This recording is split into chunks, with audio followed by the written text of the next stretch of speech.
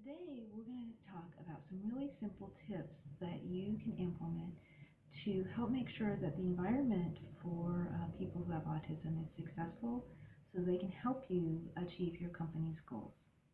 Let's get started. All right, we're going to begin with the actual hiring process. Most people on the autism spectrum do not interview well, even when their skills actually exceed those of other potential employees who interview better. So the way that you can get down to the heart of how well an employee with autism may actually do for you is to conduct what is called an informal or walk-in interview. All that consists of is getting your prospective candidate into the work environment that they would be performing their duties in if you were to hire them. And so if you have a person that you're interviewing for a computer job, take them to the cubicle and the computer that they would actually be working at, and let them talk about what their skills are there. The actual tools that they would be using on their job actually act as an anchor for their minds, or what we call visual support, and this actually helps to trigger their memories and trigger their language in a manner that they're actually better able to demonstrate to you what their knowledge is. The same thing goes for if you've got a groundskeeper position that you are hiring for. Get the prospective employee outside and have them look at the equipment, let them talk about the equipment and show you what they know about the equipment and what they know about the grounds in general. And you will find you get a lot better indication of what an employee can do when you hold an interview this way.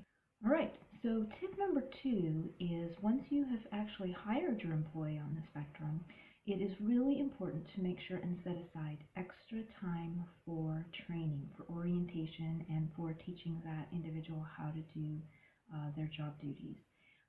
Typically, people on the spectrum take more time to process the information and actually learn it, but once they do learn their job duties, they perform them really very concisely, very precisely, very accurately, and very quickly. They just may need extra time to actually learn those duties up front. So go ahead and invest a little bit of extra time and energy making sure your employee does know what they're doing at the beginning, and it will pay off for you. All right, so tip number 3 is to write down any directives or expectations or changes that would occur for your employee with autism. Most people on the spectrum are very visual learners, and they may have some difficulty processing verbal instructions. It may take them longer, and having that written explanation can really help make sure they understand what it is that's expected of them.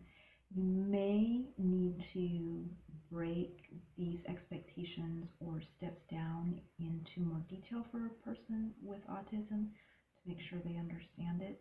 And once again, it's a little bit of extra time on your part to stop and write things down, and maybe even think about how to break the steps down in more detail than you would for an employee without autism.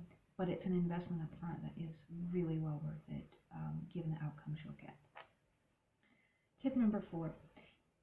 Quite a few people on the spectrum have what I refer to as a default response. This just means if you ask them, you got that? They may give a default yes or a default nod, or they may say nothing. And when this happens, don't assume that a person with autism really does understand you. You can address this is to just simply ask, you got that? And if they say yes, why don't you tell me in your own words what we need you to do? And then if they're able to do that, then you know they did understand, and if not, you know that you need to go back to the drawing board and explain what your expectations are again. Tip number 5, be supervising an employee who is on the spectrum is that you really can be very direct about what your expectations are, and most people on the spectrum really appreciate and prefer the direct approach. Um, a lot of times they may be really, really good at the tasks that they are expected to perform at their job, but they may lack some social skills. And it's not that they're trying to be rude. As a matter of fact, most individuals that I've met on the autism spectrum are some of the kindest, most caring people that you will ever come across. But they may not know how to interact with people in a way that is comfortable for people who are not on the spectrum.